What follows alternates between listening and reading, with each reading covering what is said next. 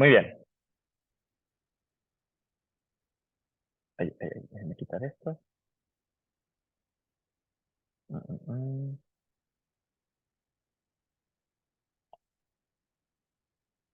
Listo. Gracias, Marian. Oye, Adrián, Dime. me, pensando en este tema, existe la posibilidad de tal vez no sufrir lo que Freud llamaba castración o lo que Lacan llama la función paterna en la infancia, sino forzarla a través de momentos ya de la adolescencia o adultez.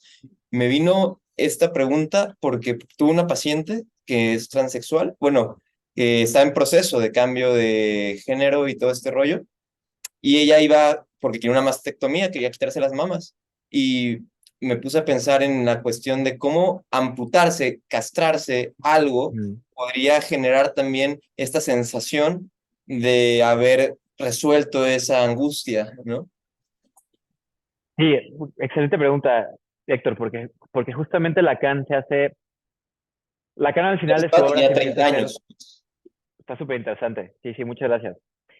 Fíjense bueno, esto que les voy a decir es, digamos que ya el Lacan de la tercera fase, ¿no? Nosotros estamos hablando del Lacan de la primera y segunda fase, pero no digamos, lo que se conoce como el último Lacan. Y justamente Lacan, Como como Super que Saiyan. aquí, como Super Saiyajin, sí, sí, sí.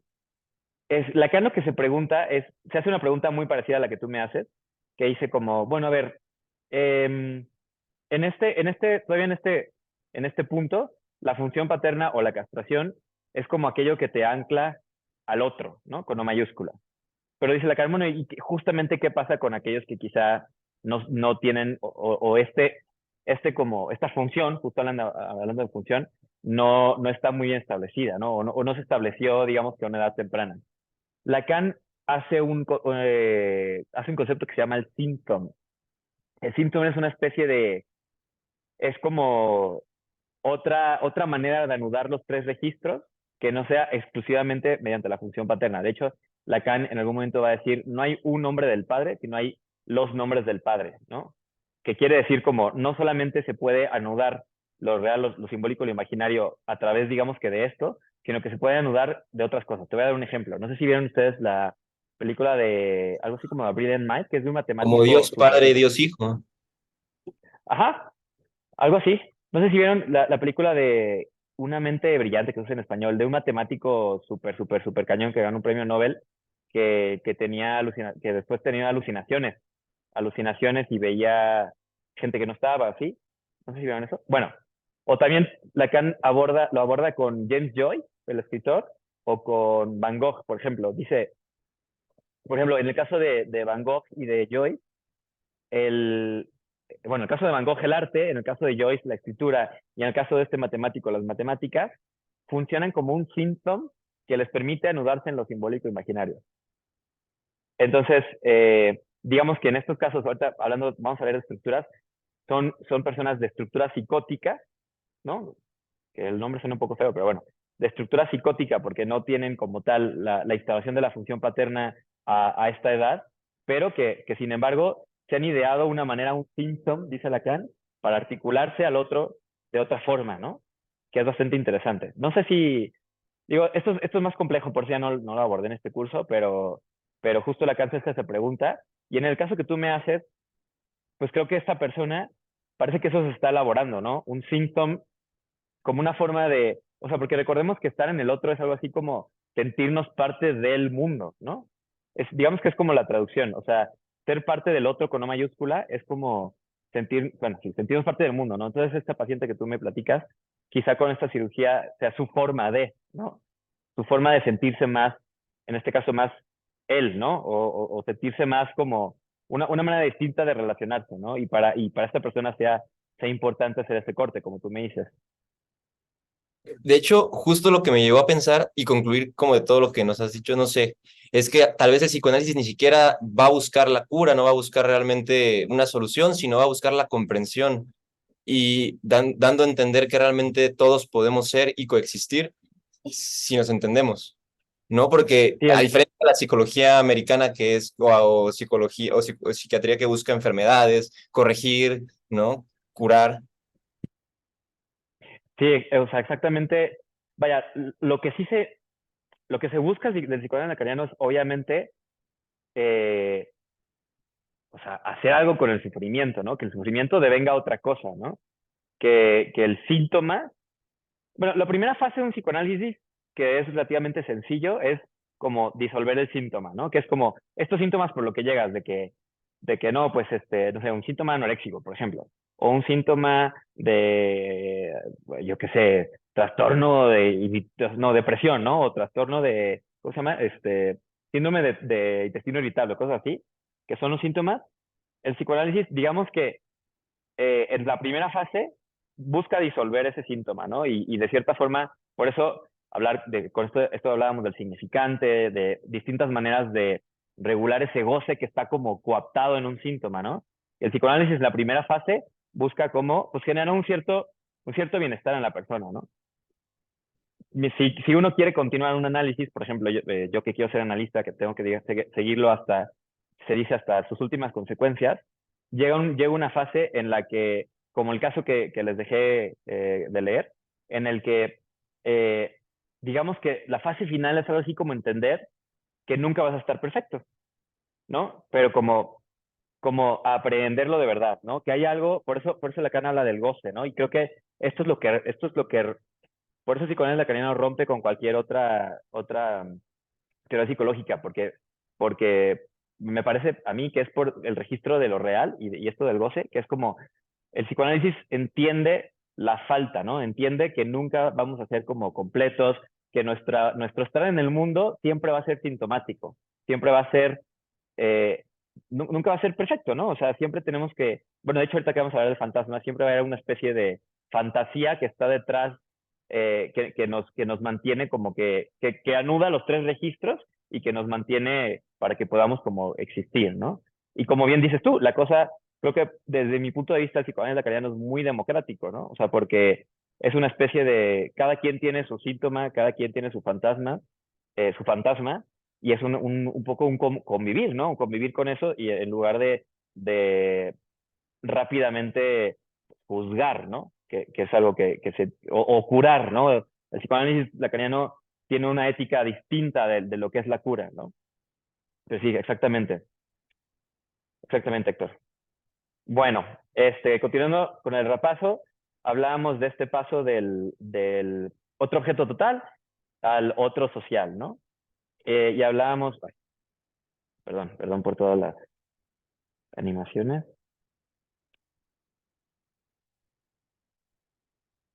Ok, y les ponía este ejemplo, ¿no? En el que al principio el niño lo que ve es este mundo, ¿no? De la madre tapando el fondo de lo real angustiante y lo que produce esta función paterna, que está del lado más de la madre que del padre en realidad, digamos que lo que traduce es que la madre voltea a ver otras cosas, ¿no? O sea, que la madre no solamente esté abocada en el niño, sino que mire hacia otras partes y que el niño comprenda, porque esa es otra cosa, que el niño pueda comprender y que pueda interpretar de que, este otro que parece total, no es total porque desea otras cosas, porque necesita otras cosas, ¿no? Porque necesita ir a trabajar, por ejemplo, porque necesita ir de vacaciones con mi papá, ¿no? Porque necesita o porque desea este otro mundo, ¿no? Entonces, digamos que lo que va produciéndose en esta fase es como ese interés, por así decirlo, del niño por este otro mundo, ¿no? Por este mundo por fuera de la madre. Hasta aquí nos quedamos en la sesión pasada, ¿no? Bueno, y también les platicaba cómo, pues bueno, cuando la madre ya no está, lo simbólico es lo que viene a cubrir, lo simbólico imaginario es lo que viene a cubrir este fondo de angustia. Diego, Sí, estoy un poquito perdido porque no vine en la clase pasada, pero, o sea, en este caso que no está el papá, ¿qué pasa con esa función paterna? O sea, ¿se compensa con otras cosas o qué pasa? exactamente. Justamente eso también es una de los momentos en los que Lacan rompe con Freud, o no rompe, pero critica un poco que dice, es que justamente dice, Freud sí decía el padre, ¿no? O sea, aparte muy familia victoriana del siglo XIX. Y Lacan dice, no, no importa que esté o no esté el padre, lo que importa, por eso le pone esta palabra de función. Lo que importa es que digamos que el niño pueda comprender o trascender esta dimensión como que de la madre objeto hacia otra dimensión. Y en realidad, dice acá, quien hace eso es la mamá, ¿no? La madre. O sea, obviamente a veces se necesita bien el padre, pero la madre es la que permite que, al final es la que permite que, no sé, te voy a dar un ejemplo un poco burdo, pero, por ejemplo, el niño que quiere dormir siempre en la cama de la mamá y quiere seguir durmiendo ahí, y que en algún momento dices, como, no, no, no, tú ya te vas a tu cama solito, ¿no? O la madre que dice, no, no, mijo, ya no te voy a cargar como antes, yo me tengo que ir a trabajar y te quedas aquí y te portas bien en la guardería, por ejemplo. O, en lugar de darte pecho, ya te toca el biberón y te quedas quietecito. ¿Me explico? Todas esas como y además, como que esto es importante, que el niño vea que la madre desea otra cosa por fuera de él, ¿no? Que el niño no es su mundo, que hay un mundo por fuera de él. Y justamente se puede, o sea, de hecho, se puede hacer esto a pesar de que el padre no esté presente. Obviamente, digamos que el padre puede ser quien encarne la función, pero la función se puede hacer sin el padre, digamos que real, por así decirlo, ¿no? No sé si te respondí la pregunta.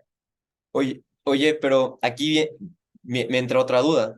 Para que entiendo que una persona tiene una parte masculina y una femenina, un blanco, un negro, ¿no? Y pues el equilibrio es lo que va a normar pues el balance entre los tres registros, si queremos combinar escuelas, ¿no? Pero Ujú. para que una madre pueda o sea, tener esta función de castrar o de cumplir la función masculina, también tendría que tener resueltas estas partes. Si no, cargaría hacia el niño lo mismo que ella tiene, ¿no? O sea, si ella nunca se superó esta parte, probablemente jamás lo va a hacer con su niño. Y si el papá no coopera o no hay papá, va a pasar lo mismo, ¿no? Exactamente. Y acabas de explicar por qué los trastornos mentales se heredan, ¿no? O sea, pues sí. O sea, de hecho, bueno, a ver, claro que también hay una parte biológica, ¿no? O sea, somos también algo de biología. Y claro que va a haber ciertos genes que, por ejemplo, un profesor nos decía, pues claro, o sea, al final también, por más bien instaurada que esté la función paterna, si al niño no le da, decía el profesor, si al niño no le da la cabecita para comprenderlo, se va a quedar ahí, ¿sabes? Es cierto, también hay cierta parte biológica, pero bueno, digamos que a nivel ambiental, por así decirlo, es una de las, así Lacan es como explica también la heredabilidad de los trastornos mentales, ¿no? Como bien dices, Héctor, si la mamá nunca salió de ahí y si la mamá está articulada a su mamá, es muy probable, al menos que ahí sí, que haya un tercero que corte, es muy probable que también a sus hijos les haga lo mismo. ¿Me explico? Que los vuelva, que los introduzca en esta dimensión como toda, como la canción de Pink Floyd que vimos la semana pasada, ¿no? Como en un mundo totalmente, como fusionado, ¿no? Pero sí, es una manera de explicar la heredabilidad de los trastornos mentales si no se quiere explicar, o sea, aparte de lo genético, ¿no? Y bueno, también en las últimas sesiones hemos visto esta doble alienación que hemos visto, ¿no? Estamos alienados en el otro imaginario porque nos identificamos con una imagen más perfecta de nosotros, una imagen más perfecta de nosotros que además va cargada de ciertas palabras, ¿no? Como cargada, que forman el yo ideal, ¿no? Ciertas palabras como el exitoso, trabajador, ciudadano, bla, bla. Y aquí me quiero, esto es, bueno. Y bueno, por otro lado, también estamos alienados en el otro simbólico porque tenemos que vivir nuestra experiencia en la sociedad, básicamente, ¿no? Nosotros estamos sujetos a la sociedad y también por esa razón para la particular en la lacaniana estamos doblemente alienados de alguien, ¿no? Como que estamos algo así como fuera de nosotros, ¿no? Bueno, hasta aquí vimos lo que vimos en las sesiones pasadas. Y ahora sí, vamos a entrar un poco en cómo lo escribe Lacan, ¿no? Porque ahorita he estado como que trayendo ejemplos y trayendo como estos esquemitas, pero creo que ya podemos pasar como a algo un poquito más complejo, que es el grafo del deseo de Lacan. Entonces, el grafo del deseo, Lacan lo representa de la siguiente manera. ¿Se acuerdan que hablábamos de significantes, ¿no? De que van, las palabras que van como, digamos que diciéndose, les decía, como que está el otro, inclusive antes de que naciéramos, ya nuestros papás ya van diciendo de que, ay, va a ser niña, va a estar bien bonita, va a estar bien, bien, no sé, yo qué sé, ¿no? Va a ser bien tierna, va a ser bien. Ya el deseo del otro va marcando los significantes, ¿no? Y Lacan establece esta línea que hace este movimiento para representar cómo el sujeto pasa por estos significantes y se identifica con estos significantes. Entonces, bueno, a ver, eh, ese Barrada es sujeto, ¿no? Y vemos cómo pasa la primera vez por todos estos significantes a través de la O que tenemos aquí. A ver, voy a ponerlo así para poder representarlo con la flecha. Está aquí el sujeto, ¿no? Que lanza, digamos que su deseo, pasa por el otro le da un significado y el sujeto se identifica con estos significantes del otro. Lo voy a volver a poner acá.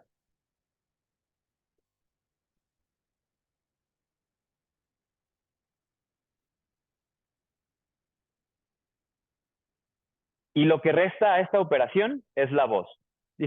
¿Por qué voz? Dice Lacan, eh, ¿alguna vez han intentado decir una palabra muchas veces? No sé si dicen como plátano, plátano, plátano, que llega un momento en el que como que deja de tener sentido y se convierte nada más en ruido.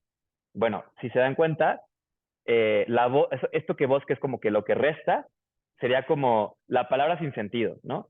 Lo que queda dentro del circuito es el sentido de las palabras. Bueno, ahorita les voy a poner un ejemplo para que quede un poco más claro. Miren.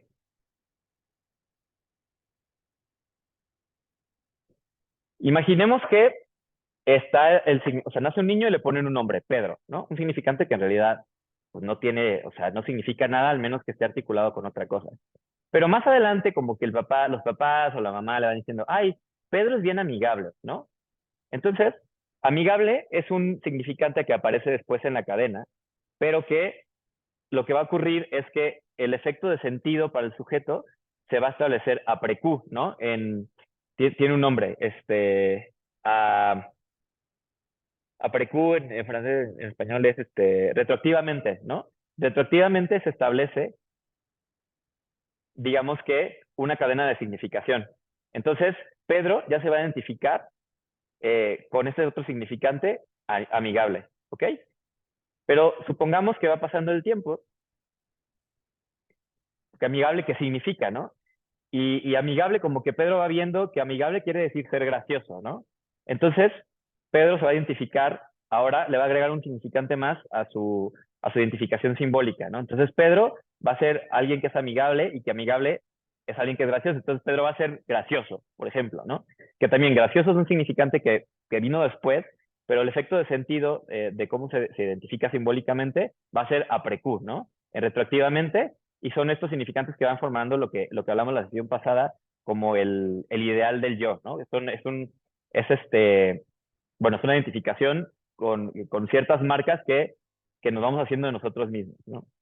Y así sucesivamente, ¿no? O sea, al final, ¿qué quiere decir gracioso? Por ejemplo, imaginemos que aparece por ahí ser irreverente, ¿no? O sea, como que siempre hablar de más o ser un poquito grosero, porque digamos que en la sociedad ser gracioso es eso, ¿no? O sea, en el otro social, imaginemos que da risa que alguien llegue, ¿no? Y tire cosas en la mesa y diga, y se ponga como a reír y hablar así. Entonces, es un significante de que, mira, a las personas irreverentes les da risa, son graciosas.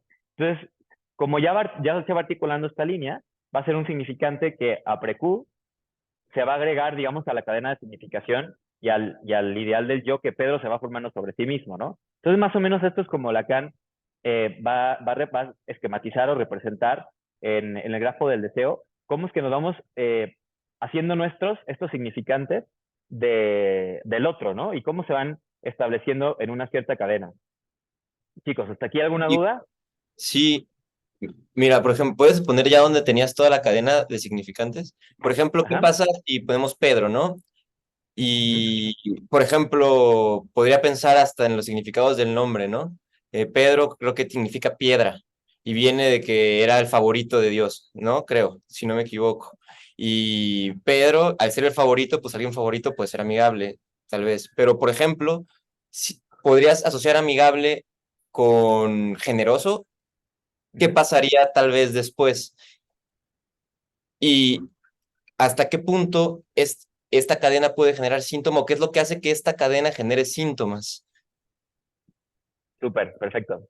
Excelente pregunta porque justamente Lacan le va a agregar un segundo piso a esto, ¿ok?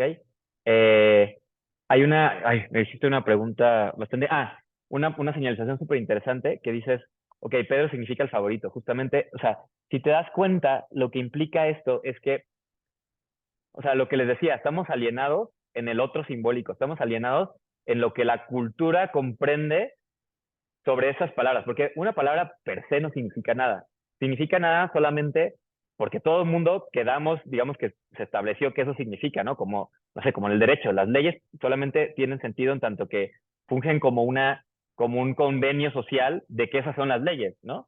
Eh, y bueno, como bien dice Sector, a nosotros nos interesa un montón, a veces nosotros estudiamos, por ejemplo, etimología, porque esos significantes que están ahí en la cultura, ¿no? Esa raíz etimológica, a veces viene cargado con un significado, con una cierta significación que te marca, ¿no? Que te marca sin que te des cuenta, por eso el inconsciente es inconsciente, porque las reglas, las leyes por eso lo hablábamos en las primeras sesiones, las leyes del lenguaje nos trascienden, o sea, nosotros nos damos cuenta de que todo esto está, digamos que arriba de nosotros. Diego, perdón. No, no te preocupes. O sea, justo como que estaba pensando, o sea, si esto puede cambiar como dependiendo de, no sé cómo decirlo, pero como la sociedad en la que te rodees. O sea, por ejemplo, aquí gracioso es ser irreverente, ¿no? Pero a lo mejor y Dinamarca, gracioso es ser muy amable y ser muy polite. Y a lo mejor y en una zona de México que es muy fresa o lo que sea, puede significar algo y en otra zona significa otra cosa. Y o sea, y puede como que ir cambiando todo esto. Claro, claro, claro, claro, por supuesto. Eso es lo genial de esto, ¿no? O sea, ¿por qué? No me acuerdo a quién le decía yo hace poco de que, o sea, ¿por qué yo con exactamente mis mismos genes, o sea, exactamente mis mismos genes, si yo hubiera sido en India, ¿por qué sería yo total y completamente diferente? Justamente por eso que dices, Diego, porque esta línea, ¿no? Que habla de significantes a voz, que es el otro entiéndase como la sociedad o la cultura, es la que va estableciendo esas cadenitas de significación. Y entonces nosotros, o sea, por eso nosotros nos creamos en la cultura, ¿no? Como bien dices tú, o sea, nos vamos haciendo una idea, en este caso, que gracioso y irreverente, porque justamente nacemos en un contexto, ¿no? Entonces, dependemos mucho de nuestro contexto completamente, ¿no? Eh, hay una escena de The Office que estuve buscando en YouTube a ver si la encontraba, pero no está en YouTube, en la que, no sé si vieron The Office, ¿sí vieron The Office? En la que Michael Scott iba a salir con esta Holly, creo. Y le dice Holly de que, ¿por qué, Michael? Por qué deberíamos salir juntos? Y dice Michael, ¿por qué sale el sol todos los días? ¿Por qué no sé qué, no sé qué? Dice, porque todo el mundo lo dice, ¿no? Y yo me acuerdo pensar de que, no manches, Michael Scott es lacaniano, ¿no? O sea, pues claro, al final, digamos que esas como cadenas de significación que se llaman en lingüística, ¿no? O sea, que gracioso sea irreverente, para empezar es arbitrario porque como tú bien dices, eso puede ser solamente en una familia inclusive, ¿no? En otra familia puede que no. Es arbitrario y es arbitrario, pero también es dependiente del otro social, ¿no? Dependiente de los otros. Que esto va a ser muy interesante, ahorita vamos a ver más adelante en la política, ¿no? O sea, cómo, por qué los países parece que estamos, no sé, por qué México parece que estamos en un constante ¿no? devenir que siempre pasa lo mismo y otra vez, pues tiene que ver con esto, con estos puntos de capitón que llama Lacan, de cómo se va estableciendo las cadenas de sentido, ¿no? Porque esto pasa en una persona, pero también pasa en una familia y en una sociedad completa, ¿no? Y Héctor, ahorita que me hablabas de los síntomas, ahorita vamos a ver en el Va. segundo piso en el segundo piso del grafo, porque esto es simbólico, ¿no? Y se acuerdan que también los síntomas tienen que ver con algo de lo simbólico y algo de lo real, como vimos las sesiones pasadas. Y ahorita vamos a ver cómo Lacan articula el grafo, digo, lo real al grafo del deseo. Bueno, aquí les traía esta cita de Slavoj Žižek, que dice, la identificación imaginaria, que es lo que vimos en el estadio del espejo, es la identificación con la imagen en la que nos resultamos amables. Amables de que resultamos o sea, no amables de que somos cordiales, ¿no? Amables de que somos capaces de que alguien nos ame, ¿sí? Bueno, vuelvo a leer. La identificación imaginaria es la identificación con la imagen en la que nos resultamos amables, con la imagen que representa lo que nos gustaría ser, ¿no?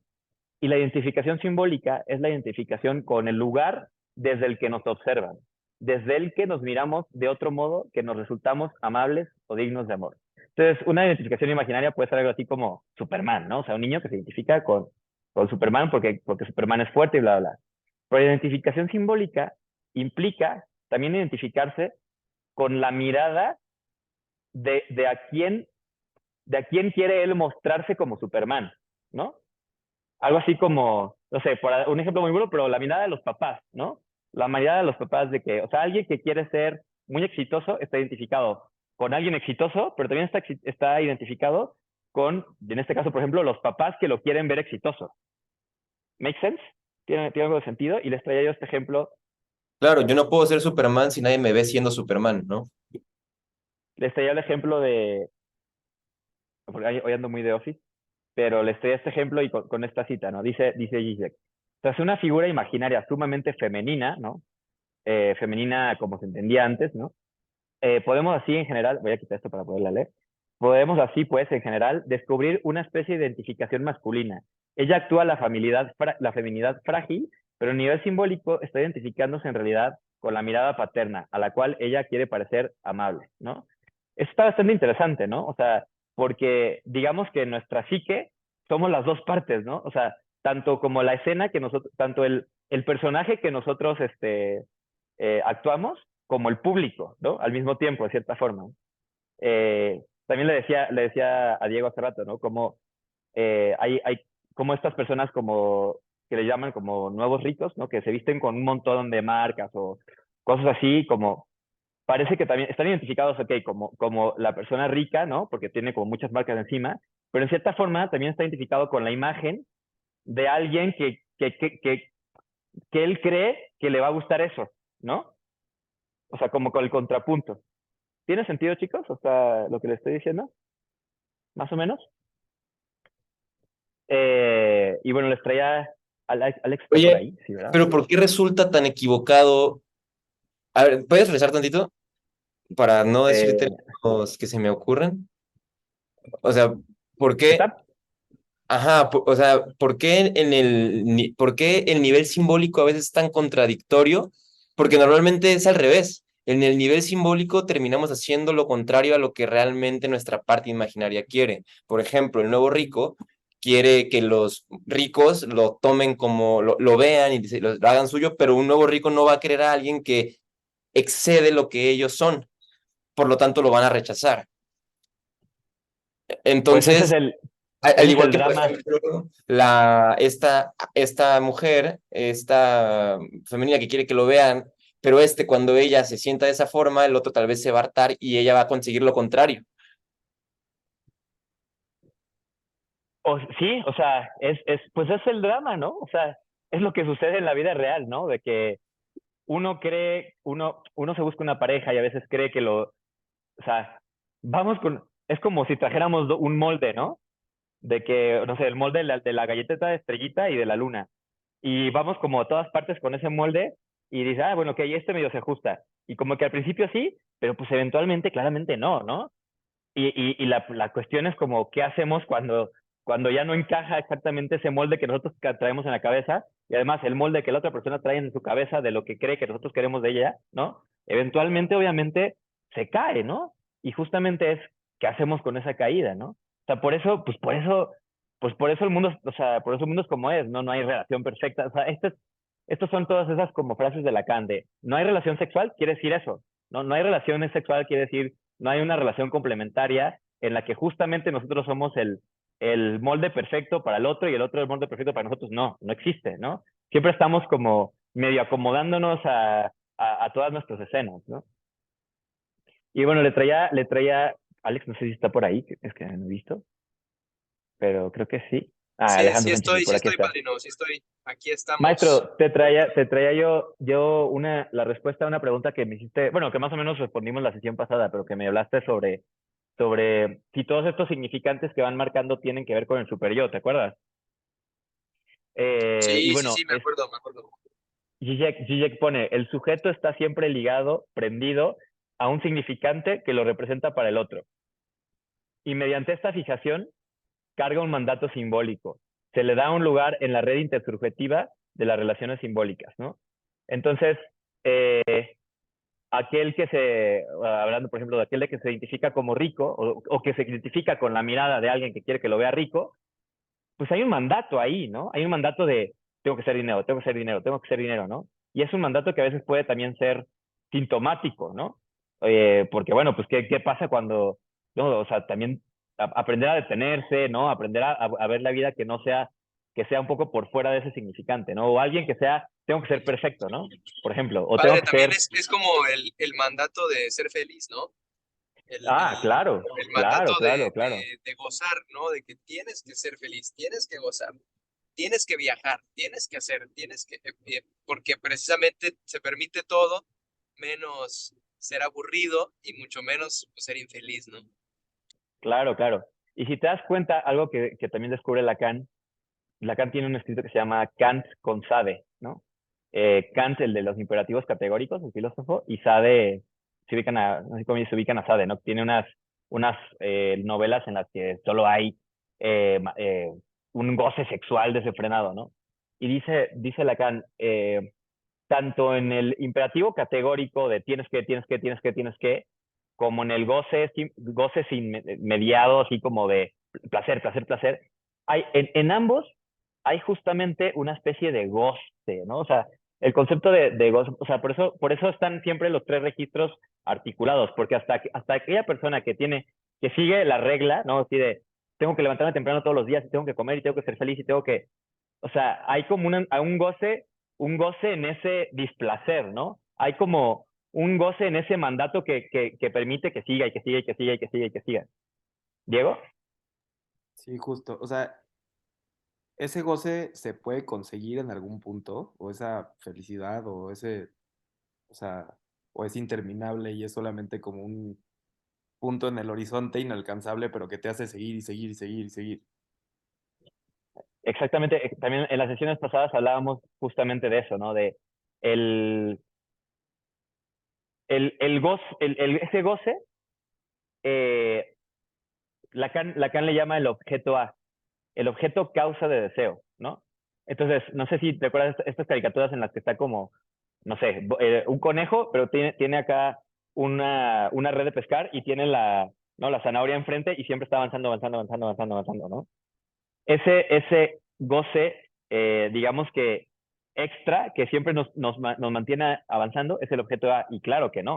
O sea, de hecho, conseguirlo es, citando a Alex Sánchez, algo así como una muerte epistémica, o sea, porque nuestra esencia, por así decirlo, como seres humanos es desear, ¿no? Es este movimiento de poder articular nuestro deseo en cosas, ¿no? En cosas sociales, o sea, por eso les decía, es importante que del goce articulado a la mamá se convierta en un goce articulado en la sociedad para que podamos desear cosas que nos produzcan como un enlace social, ¿no?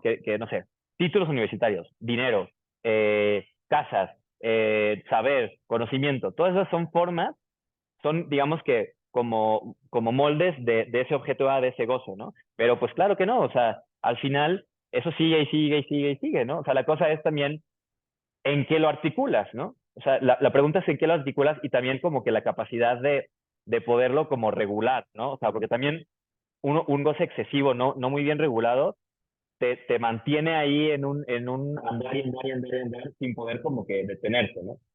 Héctor y Marian. Marian fue primero, creo. Yo iba a decir algo completamente, o sea, extra. Se me ocurrió la analogía perfecta. ¿Se acuerdan de la caricatura del el coyote que persigue al correcaminos? Es como si, o sea, eso fuera la vida. Pues sí, si el coyote atrapa al correcaminos se acaba el show, ¿no? Tom y Jerry igual, dice Fer. Tom y Jerry.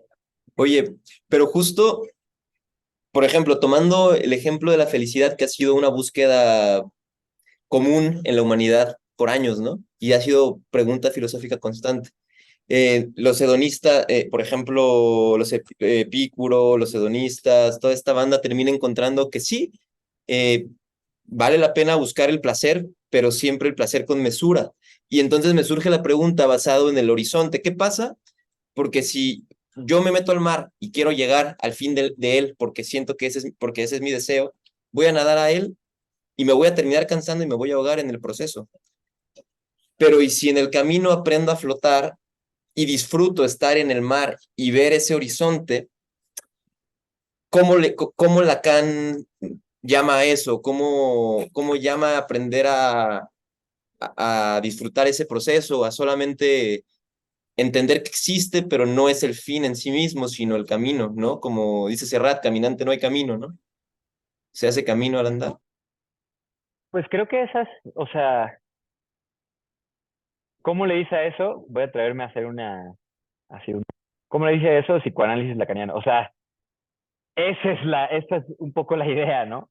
Ese es ese es el fin, al final por eso el psicoanálisis se entiende como una ética. El psicoanálisis no es tanto yo qué sé, tratamiento, o sea, bueno, sí, obviamente es un tratamiento, pero Lacan dice es una ética.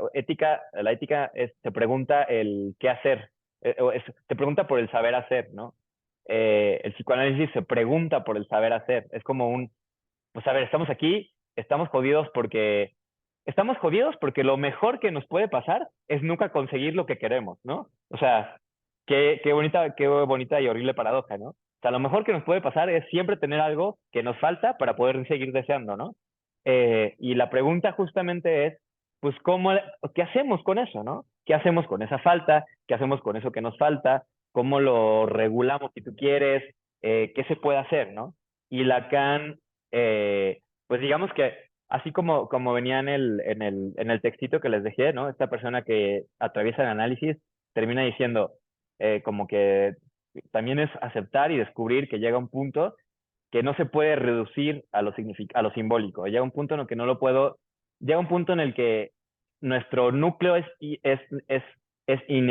no se puede interpretar y que de cierta forma, algo así como, pues así voy a ser, ¿no? Obviamente, esto es peligroso porque si le dices a alguien, no, pues es que así soy, pues no, no, no, o sea, tiene que haber un proceso, obviamente, ¿no? Un proceso, pero llega un momento en el que dices, bueno, ok, creo que me siento tranquilo con cómo soy, con, digamos que lo que he avanzado, lo que he podido yo reacomodar, los ideales que he podido reacomodar, cómo he podido reacomodar mi goce, mi deseo y todo. Llega un momento en el que, sin embargo, pues vamos a seguir teniendo algo de ansiedad, o vamos a seguir sentirnos tristes a veces, nuestra relación yo qué sé, con la sexualidad también va a ser medio problemática, pero es un poco una idea de, bueno, así es, ¿no? Es la vida. Michelle. Y justamente como decía en el video, o sea, ya cuando comprendes eso y entiendes el origen de, como decían, ya no operas desde el fantasma, ¿no? O sea, porque igual Exacto. muchos dicen como, ay, pero no te curas o no quitaste el problema, como, no sé, a ver, por ejemplo, como los cognitivo-conductuales y así. O sea, sí, pero entiendes muchas cosas y, o sea, me quedé con esa frase de que ya no operas desde el fantasma. O sea, como que tienes todo ese background, como que puedes girar toda la bola de tu vida y comprenderlo, a ya no sacar todos tus temas por eso. Exacto, Pues, exacto.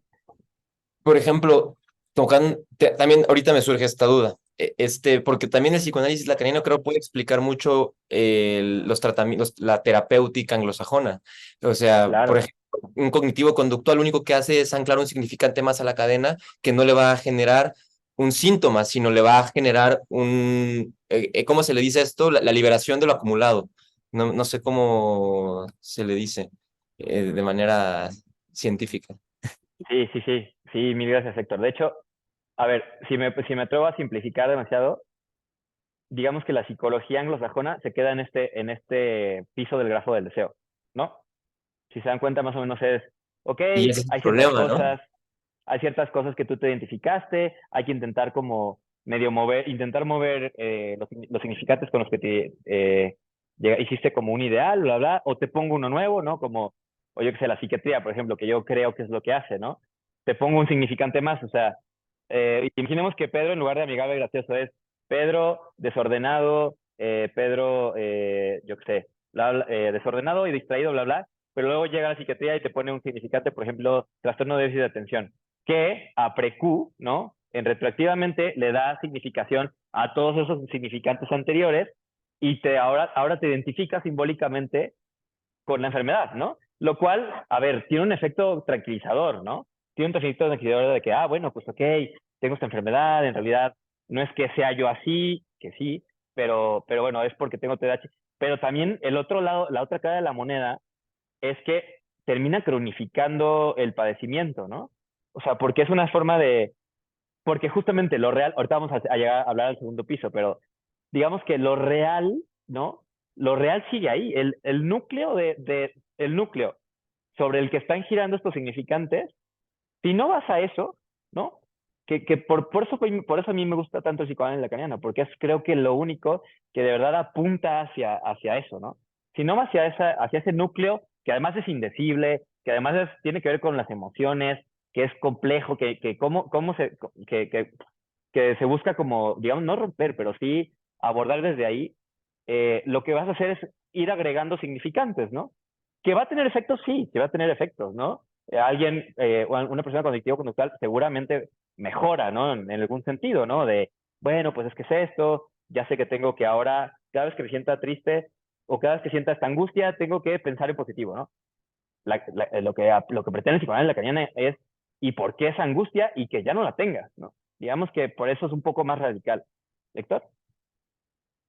De hecho, hasta podría decir que bueno, pienso que la psicología y psiquiatría anglosajona tiene este perfil evasivo que toda la sociedad en general puede llegar a tener, porque agrego significante y significante y significante hasta que explota, hasta que hay guerra, hasta que hay conflictos importantes, ¿no?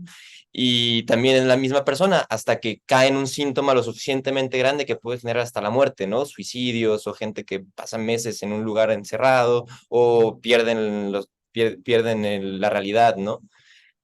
O sea, pienso como una cadena a la que le vas agregando eslabones y al principio es ligera y la puedes llevar, pero llega un punto en el que es tan larga que va a terminar cayendo y se va a reventar, ¿no? Hay un dicho en nuestra escuela de psicoanálisis que dice, la interpretación hincha el síntoma. Si tú solamente te pones en un lugar interpretando, no, inclusive el psicoanálisis freudiano es eso, de que, te interpreto, no, lo que pasa es que tu mamá, tú odiabas a tu mamá y no sé qué. O sea, hinchas el síntoma está ahí y ya tiene significantes, lo único que vas a hacer es agregar a otros significantes, ¿no? Por eso, o sea, regresando otra vez a la pregunta que una vez me hizo Fer al principio, ¿por qué a Lacan lo expulsan de la IPA? Tiene que ver con esto, porque, pues Lacan, o sea, imagínate que llega con unos científicos a hablar sobre algo que se llama lo real, que no se puede decir, que es lo imposible, pero que todos como que en cierta forma tenemos y que intentamos cubrir. O sea, tú llegas con eso no sé, llego yo con eso, me imagino, a la escuela de medicina, salte de aquí, ¿no? O sea, ¿qué estás haciendo aquí? ¿No? O sea, claro, Y por 40 eso lo años acoge después todavía, ¿no? claro, por eso lo acoge la filosofía y el arte, es bien interesante, pero Lacan no saben cómo lo usan en el arte, ¿no? Porque el arte o sea, se parece a mucho lo que hace el psicoanálisis, opera desde eso, ¿no? Que se acuerdan que hablábamos la sesión pasada de evocación, de evasión, evocación y futura. Bueno, el psicoanálisis lacaniano es un poco evocar y trabajar desde ahí, ¿no? Bueno, chicos, avanzamos un poquito más al segundo piso del grafo del deseo. Ok. Bueno, nos quedamos aquí, ¿se acuerdan? En el que, bueno, el niño voltea a ver. Bueno, esto no sé por qué lo puse aquí, ya no me acuerdo. Este ya lo vimos, sí, cierto. Esta slide ya pasamos. Ok. Hasta aquí habíamos hablado de lo simbólico, ¿no? Y bueno, aquí también está implícito lo imaginario, que de hecho está aquí abajito.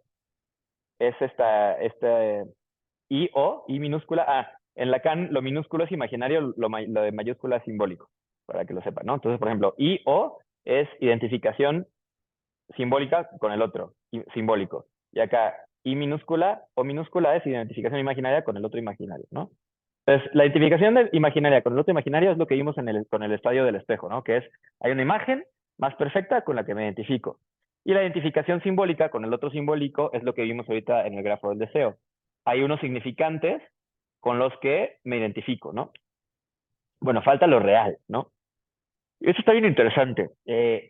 Lacan, no sé, bueno, no sé muy bien cómo llega a esto, pero bueno, tiene mucho que ver con la clínica, ¿no? Él en la clínica dice, ok, vamos a dar un paso más, ¿no? O sea, está bien que nos den significantes, pero cuando nos dan significantes, sin embargo, no nos queda de todas maneras del todo claro qué hacemos con eso, ¿no? O sea, yo les voy a dar un ejemplo, o sea, por ejemplo, eh, yo qué sé, lo que pasa ahorita con la física cuántica, ¿no? Como, sí, en realidad somos, no sé, en realidad las partículas en realidad son ondas al mismo tiempo y depende del observador que las mire y si las mira a veces son ondas, a veces son partículas, en realidad somos más vacío que sustancia y puede que en realidad todo sean vibraciones de cuerdas, ¿no? O sea, ok, nos están dando una explicación de nosotros mismos, pero ¿qué hacemos con eso, no? O sea, es como una especie de, a mí qué, ¿no? O sea, son significantes que nos marcan, pero no sabemos muy bien cómo operar desde ahí.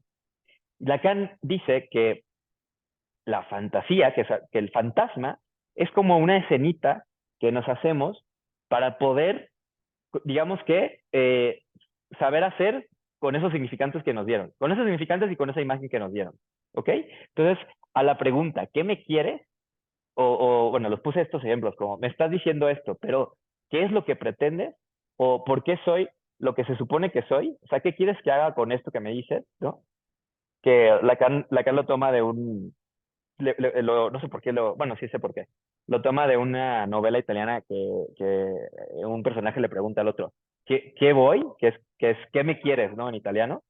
Eh, la respuesta a eso es el fantasma, según Lacan, ¿no? Que es algo así, esto está complejo, pero digamos que el fantasma está algo así como todavía detrás, ¿no? Que es como algo que, bueno, ustedes supongo que tienen como fantasías diurnas, Güey, así, no sé, tiene que ver no sé, que a veces vas en el coche y no sabes ni cómo llegaste a donde llegaste, ¿no? Porque vas como fantaseando, o que puede haber como ciertas fantasías que se recurren, ¿no? De que, ay, yo con dinero y en un cochezote y no sé qué, y que son como hasta fantasías que se van recurriendo, ¿no? Perdón, Héctor, dame un segundito.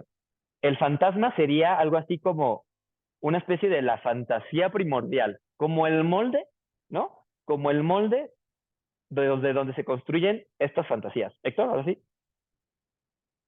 güey, justo, ¿hasta qué punto el fantasma es un significante del otro? El fantasma es un significante del otro, pero que en este caso, ahorita vamos a ver, ya tiene algo de lo real. O sea, ahorita, mira, dame literal 5 minutos para que llegue al completar el segundo piso del grafo del deseo.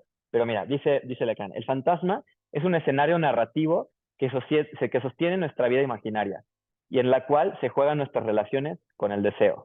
También dice, el fantasma se constituye como un guión inconsciente que organiza nuestra relación con el otro y da forma a nuestros deseos. Entonces, el otro es la estructura del lenguaje. ¿Se acuerdan que vimos eso en las primeras sesiones? Es como un mundo aparte. Lo imaginario es un mundo aparte.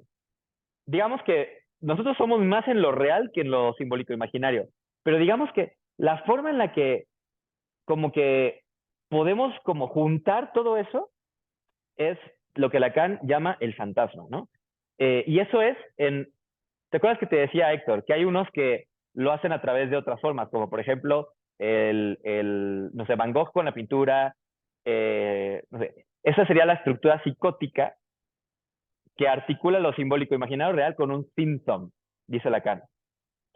Mientras que los psicóticos estructuran sus tres registros con un symptom, digamos que nosotros, si somos neuróticos, ahorita vamos a hablar de las estructuras, lo estructuramos a través del fantasma. Sé que esto suena muy raro, ¿no? Pero os voy a dar otro ejemplo.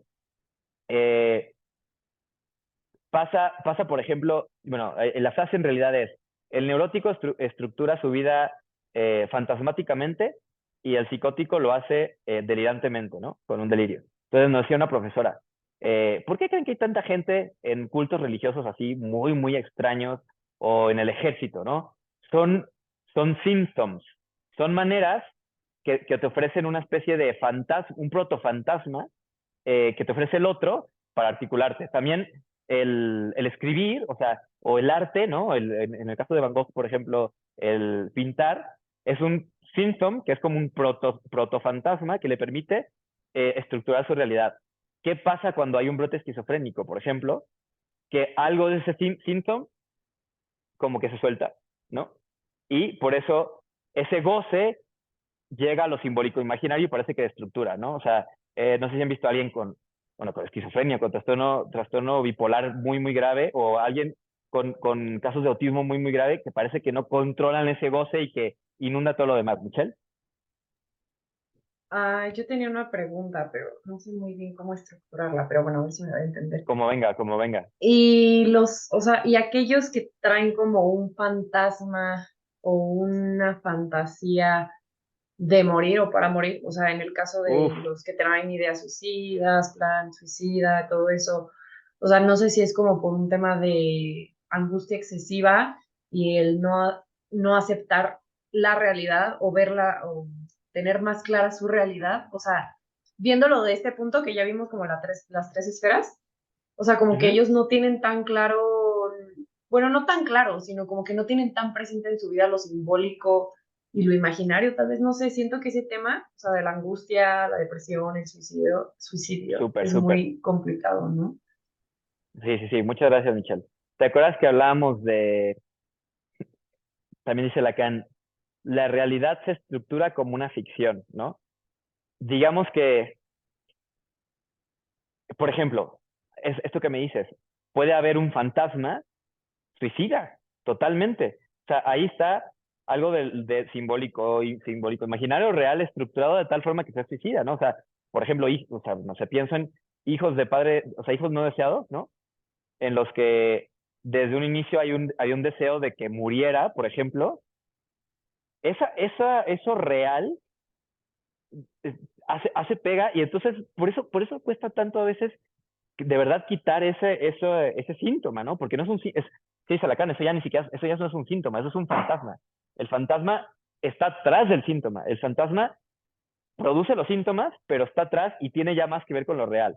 Y justamente, bueno, aquí les traía nada más para decirles que, bueno, les decía esto, rápido, Michelle, nada más, esto del qué voy, del qué me quieres, Lacan lo dice de manera un poco chistosa, dice que es como si en algún punto de nuestra existencia estuviéramos enfrente de una mantis religiosa gigante y no sabemos qué quiere de nosotros. Y que el fantasma es como la respuesta que nosotros nos hacemos frente a qué quiere la mantis religiosa de nosotros, ¿no? O sea, no sé por qué mantis religiosa. Bueno, sí, pero bueno, está chistoso, ¿no? Y perdón, Michelle, ahorita regresamos a eso. Dame un segundito, en el segundo piso del grafo del deseo, creo que va a quedar más claro. Y Slavoj Oye, güey, Žižek, ah, y si la respuesta es que la mantis no quiere nada, normal, o sea, realmente no es nada, ¿no? Y eso es lo que no podemos tolerar, que no... claro, pero... Ujú. Ah, Perdón, hermano. Perdón, perdón, sí, definitivamente, pero ¿te acuerdas de esto? De que la madre voltea a ver, o sea, la madre voltea a ver hacia otro lado o la madre nos ve y en cierta forma, para nosotros articularnos al otro, creemos que el otro, o sea, entiéndase la sociedad o la mamá, los padres, quieren algo de nosotros y nosotros nos tenemos que formular una respuesta a qué nos quieren, ¿no? Sí, claro, al final, ¿qué nos quieren? Pues nada, o sea, bueno, nosotros podemos hacer lo que queramos, pero digamos que quien hace lo que quiere es el loco, ¿no? O sea, quien de verdad no está articulado al otro social y literal como que reestructura su realidad a como quiere, pues es el loco, ¿no? O sea, no sé si tiene más o menos sentido. Entonces, ay, a ver, déjame. claro, de Joker, por ejemplo, ¿no? Ajá, exacto. O alguien que delira construyó su, construyó su realidad, ¿no? Hizo su propia ficción y construyó su realidad por fuera del otro, ¿no? Por así decirlo. Y él, digamos que estructura su real simbólico imaginario a su manera, ¿no? De hecho, Lacan dice que el delirio es más una cura, ¿no? Es una forma, es como una autocura del psicótico con la que anuda, ¿no? Es un síntoma, si se quiere, de hecho. El delirio puede ser un síntoma, ¿no? Hay de symptoms a symptoms, ¿no? O sea, un delirio pues te aleja de la sociedad, te mantiene en una realidad totalmente alejada, y hay un síntoma de James Joyce, que es escribir, eso sí te mantienen dentro de la sociedad, ¿no? Pero bueno, otro ejemplo que sobre esto de la matriz religiosa lo hace Slavoj Žižek de este cuadro, ¿no? Dice Žižek que es muy interesante porque ese es el cuadro de la Anunciación, en la que el ángel llega con María y le dice de que, mamacita, tú vas a ser la madre de Dios, ¿no? Y como que en los otros, María está así como muy, como recibiendo la noticia y así, pero en esta, María está angustiadísima, ¿no? O sea, como, ¿qué, güey? O sea, ¿por qué Dios me quiere ser la madre de su hijo, ¿no? Como una especie como una perplejidad frente a la que, bueno, pues María se tiene que hacer su fantasma, por ejemplo, en este caso, ¿no? De que, no, pues la verdad es que sí, yo sí de chiquita era muy buena, ¿no? Y sí de chiquita yo le di de comer a los que tenían hambre, entonces capaz y por eso Dios me eligió. Fantasma. Digo, esto es un ejemplo muy estúpido, ¿no? Pero digamos que así se construye, y el fantasma es como la primera respuesta que nos hacemos, y es algo así como una respuesta con la que nos va a acompañar, ¿no? Güey, podría ser el típico que le preguntan a todos, ¿y por qué estudiaste lo que estudiaste? Y que todos se quedan así, y normalmente terminan diciendo cosas muy superficiales, ¿no? Normalmente. Sí, sí. Bueno, ahí les da. Creo que esto está padre. Van a ver. Digamos que aquí está lo simbólico imaginario. Vamos a agregar lo real, ¿no? Entonces Lacan, ¿se acuerdan que, bueno, que hicimos un símil entre lo real y el goce, ¿no? Digamos que para efectos prácticos, lo real es el goce, que no del todo, pero sí, ¿no? Para este curso, lo real es el goce, ¿no? Dice Lacan, bueno, ¿cómo articulamos lo real al grafo del deseo, ¿no? Dice, bueno, también al final, ¿se acuerdan que habíamos hablado de que el otro va estableciendo estos cortes a nuestro goce, ¿no? Esto que se llama la castración, ¿no? Y dice Lacan que se establecen estos otros dos lugares en la parte superior del fantasma, que es lo que ocurre cuando el otro atraviesa nuestro goce, o no, eso está mal dicho, pero más bien, cuando nosotros nuestra calidad de real del goce, atravesamos el otro. Creo que es un poquito más, tiene más sentido lógico, ¿no? Ok, vámonos por partes. Este simbolito, este es el significado del otro barrado, ¿ok? A ver, lo que quiere decir, o lo que Lacan quiere como representar con esto, es que inclusive este otro, entiéndase otro como la sociedad, ¿no? Como estos otros que parecen perfectos, no está completa, ¿no? O sea, es un poco esta idea de la madre nuestros papás, creo que en algún momento nos pasa, ¿no? Que nos damos cuenta que nuestros papás no son perfectos. Al principio, quizá de chiquitos los vemos como todopoderosos y así, y poco a poco nos vamos dando cuenta que no, ¿no? Que tienen falta, ¿no? Entonces, en el nivel de abajo, en lo simbólico, había un otro, digamos, que tiene los significantes y que te da los significantes y te dice, y ya, ¿no? Pero cuando le damos un giro más, de hecho aquí traigo una cita, espérenme. Dice, en cuanto al campo significante es penetrado de goce, se vuelve poroso, perforado. El goce es aquello que no se puede simbolizar, de modo que el único significante posible del goce es el significante de la falta en el otro, el significante de su incongruencia. Se me acaba de ocurrir un ejemplo. Por ejemplo, ver a nuestro papá asustado, ¿no? O sea, en estas figuras paternas que parecen como que siempre pueden, ¿no? Y que siempre pueden seguir adelante y que nos asusten así, que un día lo veamos aterrado, por ejemplo, ¿no? O ver que, yo qué sé, darse cuenta, por ejemplo, no sé, digo en México no tanto, pero en Estados Unidos pasó eso un poco con la política, ¿no? Creo que en el siglo pasado, como que los políticos eran como el presidente, era pues perfecto y así, y es un poco como darse cuenta de que el presidente o el aparato de Estado, pues en realidad está haciendo una guerra en Vietnam, que ni al caso, por cosas que en realidad ni nos competen, en realidad no es perfecto, ¿no? El otro está barrado, ¿no? Pasó también en la religión, dice Zizek, que del paso del judaísmo al cristianismo va de un otro completo a un otro barrado, ¿no? De hecho, hasta la representación de un Dios perfecto de Abraham al Cristo crucificado literalmente con marcas, ¿no? Con un cuerpo mortificado, ¿no? Dice Zizek que también se puede pensar como este paso de la idea de un otro completo al otro en falta, ¿no? Bueno, Por eso dice Lacan, o establece Zizek, que cuando algo del goce, también del goce del otro, sale a la luz, por ejemplo, el papá asustado, el papá con angustia, el otro queda barrado, ¿no? El otro nos damos cuenta que está en falta. Esto está muy, sé que esto está un poquito difícil, chicos, pero más o menos entiende la idea, Héctor. Güey, pues básicamente, no sé, creo que se puede ejemplificar con crecer o madurar, ¿no? Madurar es empezar a poner poros en todo lo que creemos de cierta forma, ¿no? Por ejemplo, los adultos saben todo. Crecer es darse cuenta que, puta, hay adultos que no tienen ni idea de lo que están haciendo y no depende de la edad. O los presidentes son perfectos, no mames, detrás hay demasiadas cosas, ¿no? Y es como hacer como esa transición de lo simbólico a lo real, tal vez, o ponerle como, tener unos visores y empezarles a quitar lo empañado, tal vez. Exacto, exacto.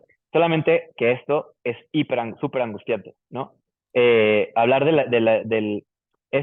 esta falta en el otro, digamos, esta incapacidad de que haya significantes que lo cubran perfectamente, es angustiante. ¿Y qué producimos si nos vamos aquí del lado derecho del S o tachada que está abajito? Héctor, por ejemplo, abajito del S o tachada, abajitito que está, esa fórmula S, es que no les dije, pero bueno, esa es la fórmula del fantasma. S barrada, los A. Entonces, nos formamos un fantasma para cubrir esa falta en el otro, ¿no? En cierta forma, esta pregunta de ¿qué me quiere el otro? Implica un deseo del otro, ¿no? Que hay un deseo del otro, y ya vimos que el deseo y falta son un poco la cara de la misma moneda. Esto, estoy dando pasos súper rápido, Pero, perdón, pero por ejemplo, no sé si me usaré de ejemplo. Hoy estuve dando una consulta a una paciente que la sugerencia fue perder peso, ¿no? Pero tú dices, güey, no, sí, tiene que hacer ejercicio, cambiar estilos de vida, o sea, empiezas a dar la receta, ¿no? Pero, güey, esa angustia que sientes y dices, güey, esta mujer está detrás de un tema social, de un tema completamente incontrolable y genera angustia hasta cierto punto decir, güey, ¿de qué sirve todo esto que estoy haciendo si todo es imperfecto? ¿No? Hasta cierto punto. Y tolerarlo y decir, güey, pues al menos sembrar esa semilla puede generar algo. Es el fantasma que me estoy creando, la semilla que puedo yo estar sembrando en la persona. exacto, por así decirlo. Diego, Sí, yo justo te iba a pedir un ejemplo de cómo se usa el fantasma para tapar eso. ok, sí. O sea, el fantasma del que aquí estamos hablando, tenemos que pensar que es algo que ocurre,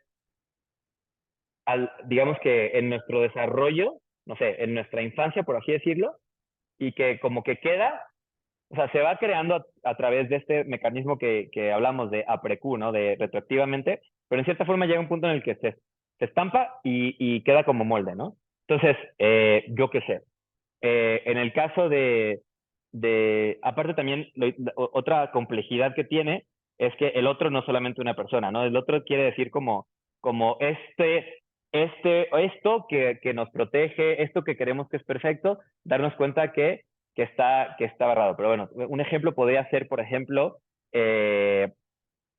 no sé, pienso yo un poquito de chiquitos, por ejemplo, darme cuenta, por ejemplo, que mi mamá va siempre a misa, ¿no? Tiene que estar yendo a misa, ¿no? ¿Y por qué tiene que ir a misa? O sea, ¿eso qué? ¿Por qué tiene que hincarse y rezarle a un Dios, a ese Dios qué, ¿no? Y que, por ejemplo, también mi papá, bueno, mi papá se ve como muy perfecto, mi papá es muy trabajador y así, pero a veces se enoja mucho, ¿no? Y como por eso les decía, cuando el goce como que atraviesa, el goce entiéndase como también las emociones, como que ese enojo, estallido de enojo, que no entiendo por qué, y no entiendo como que si se ve tan perfecto y como que tan orientado, ¿por qué también eso, no? Y digamos que son como estos eventos que nos angustian porque nos generan como, pues eso qué, ¿no? O sea, eso que como que se sale de mi realidad de niño, de creer que el otro me cuida y me protege y que es perfecto, ¿qué hago con eso? Creo que la muerte, por ejemplo, también tiene este efecto, ¿no? Darme cuenta de que voy a morir o que mis papás van a morir o que, ¿sabes? O sea, que rompe, es algo de lo real, por así decirlo, que rompe mi esquema. Y digamos que un fantasma sería como una respuesta que rápido nos hacemos, también se hace inconsciente, obviamente, una respuesta de que, como, bueno, ante todo eso, algo así como el caso Michel que les dejé de leer, esta persona hablaba como de algo de garrapata, ¿no? De agarrarse, ¿no? Su fantasma era algo así como agarrarse al otro, por ejemplo, ¿no? Porque había escuchado que su mamá le decía que se agarrara X, ¿no? O sea, por algo que está construyendo, se construye ese fantasma y, por ejemplo, sus relaciones siempre eran muy de estar agarrado o muy sujeto al otro y no poderlo dejar ir, por ejemplo, ¿no? Pero, a ver, se me ocurre, hay otro ejemplo que nos dio un profesor. Oye, ¿no es Un como ejemplo que si me muero me voy al hay, cielo? hay un ejemplo que nos dio, sí, por ejemplo, ¿no? Que eso está un poquito más abajo, eso ya está del lado de lo significante, o sea, por eso se dan cuenta que el fantasma baja, o sea, el fantasma es como lo previo y es lo que permite, es lo que va a dar como el cauce que vayamos agregando ciertos significantes y no otros a nosotros, ¿no? Entonces, por ejemplo, el caso de Pedro Gracioso, amigable, irreverente, o sea, ¿y por qué eligió esos, no? Es la pregunta, ¿no? O sea, ¿por qué no eligió otros? Bueno, uno es porque la sociedad te los da, pero también porque hay como todavía hay como en este caso el fantasma que está detrás, que también te permite que escojas esos y no otros, ¿no? Que les da como el sentido a esa cadena. A ver, de hecho traigo aquí un ejemplo como más aterrizado. Espérenme tantito. No, no podría ser como esta parte que dice Carl Sagan cuando empieza divulgador científico y dice, ¿qué vergas? ¿Por qué todos tienen tanta información y están tan desinformados? Y es porque todos, ante tanta información hay muchos fantasmas para agarrarse. Y entonces el pensamiento crítico va a ser lo que nos puede hacer discernir sobre qué fantasmas agarrarnos y sobre qué fantasmas no. Claro, pero hasta cierto punto, o sea, porque a ver, digamos, si fuéramos sujetos completamente racionales, si solamente estuviéramos en el primer piso del grafo del deseo, a ver, a alguien que cuando pierde el Cruz Azul va y le pega a su familia, sería como, oye, mano, pues no tiene sentido, fíjate que solamente es un equipo de fútbol y no tiene sentido que le pegas a tu familia, papacito, ¿no? O sea, al Cruz Azul le vale madre, ¿no? Y si fuéramos completamente racionales y si nos mantuviéramos en el primer piso del grafo del deseo, la persona te diría, ah, tienes razón, ¿no? Como perdóname, sí, es verdad yo ahí agregué un significante de más, pero con este nuevo que me has dado, ya digamos que lo resuelvo, ¿no? Eso no pasa, ¿no? O sea, o hasta nivel político, ¿no? O sea, de hecho, esto Zizek dice también, lo dice, por ejemplo, la religión, dice, Oye, pues Hitler no es, matando a judíos, ¿no? claro, exacto, no es como si fuéramos así por la vida y fuéramos como viendo, voy a ver las pruebas que me ofrece el cristianismo, el judaísmo, los musulmanes y yo qué sé, el budismo, las pruebas objetivas que me ofrecen para ver, ahora sí, tomar una decisión de en cuál creer. Dice Zizek, no, no, no, no, no. Crees y luego ya encuentras, tú vas encontrando las pruebas que tú encuentres, pero hay como un algo previo que ya te hace que creas, ¿me explico? Ese como algo previo que está muy articulado por eso digo, que además cuesta un montón romper, ¿no? O sea, quítale a alguien muy religioso, la religión ¿cómo? O sea, ¿sabes? No, es dificilísimo, ¿no? O sea, se les cae el mundo, es como algo que está muy, muy fijo, o ideas políticas, o lo que tú quieras, eh, es porque esa es su respuesta, el fantasma, esa respuesta, está cubriendo este vacío de lo real que hablamos, ¿no? Esto es lo interesante, de esto va a hablar Slavoj Žižek en su crítica a la ideología. Dice, es que si creemos que la ideología simplemente es como, no, están equivocados, miren, tienen ustedes que ver las pruebas objetivas de cómo este presidente es mejor que este otro, esta forma de gobierno es mejor que otra, yo qué sé, esta religión es mejor que otra. Esto no funciona así porque hay algo que está articulado a este segundo piso, ¿no? Que es el fantasma, el fantasma que es esta fórmula, es sujeto Losange A, que es una respuesta frente al vacío del otro, que nos produce un montón de angustia y que además va a generar o va a precipitar qué significantes del otro nos vamos, con qué significantes del otro nos vamos a identificar. Ahí les va otra vez. El fantasma es la respuesta a esta falta en el otro, a este hueco en el otro que nos provoca angustia y que va a generar y que va a, digamos que, a producir o, sí, que va a producir o que va a generar, ay, no, la palabra se me tiene que venir porque es muy importante. Como predeterminar, ya, esa es la palabra. Ok, entonces, el fantasma, otra vez, es una respuesta que nosotros nos hacemos a esta falta en el otro, que nos provoca angustia y que va a predeterminar frente a qué significantes del otro nos vamos a identificar nosotros y frente a qué otros no, ¿no? Entonces, en este contexto, por eso les decía, la Oye, psicología entonces el americana fantasma nos lo pueden decir. bueno, pues, ¿sabes cómo, O sea, como los papás, pues, o sea, cosas que te dicen de niño, ¿no? O sea, Ajá, claro, obviamente, nosotros lo tomamos del otro. O sea, nosotros lo formamos ahí con lo que nos van diciendo, obviamente, sí, es de lo que nos van diciendo. A ver, ajá, sí, claro, por supuesto. Al final estamos Como el alienados en el ejemplo otro. que ponías de la modelo, o sea, literalmente eso. Se te va Ándale, diciendo gracias, es lo que Michelle. escuchas así, con ese ejemplo. Gracias, Michelle. Justamente les decía que tuve una profesora que nos hablaba de una paciente que de niña le decían que ella era una niña modelo, pero se lo decían como en el nivel de que era muy buena niña, muy buena hermana, muy buena hija, como la niña modelo.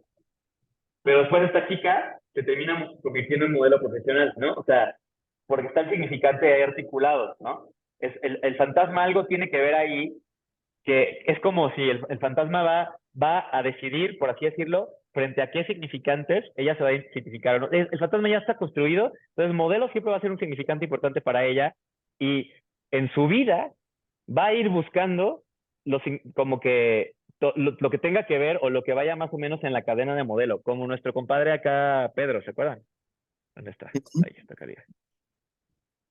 Alexa, Como nuestro compadre Pedro, que, que por alguna razón amigable fue un significante que se le quedó y que ya va a marcar la pauta sobre qué otros se van a agregar, ¿no? Entonces les decía bueno, todos en realidad, que la psicología americana, ¿no? El cognitivo conductual, me parece, y la psiquiatría, me parece que se quedan en el piso de abajo, ¿no? Lo interesante es, bueno, te decía, de hecho Lacan dice que el fin de análisis es atravesar el fantasma, ¿ok? Es poder como, de verdad, intentar llegar a eso, y dice también, es una vuelta por la nada, porque detrás de eso que hay nada, pero es irse a dar una vuelta por la nada, dice que es el final de un psicoanálisis lacaniano Lacan, que es llegar al fantasma, es como, no manches, o sea, hay estas ciertas cosas que me marcaron y que, como el ejemplo de la garrapata, Michelle, del ejemplo, o en este caso la chica, esta modelo, por ejemplo, que llegara de que, no manches, o sea, de chiquita hay algo que tiene que ver con el modelo como también modelo para los otros, que los otros me copien, por eso siempre quiero que me copien, por eso si no me copian me siento mal, ¿sabes? O sea, se va dando cuenta de cómo los síntomas se van formando frente a ese fantasma y la idea es darse cuenta y ya, o sea, como decía este ejemplo, intentar no vivir desde ahí. O sea, al final eso va a estar ahí, porque nuestra realidad, como dijimos, está estructurada a partir de una ficción. Necesitamos esa ficción para vivir, para sobrevivir en este mundo simbólico, imaginario real, ¿no?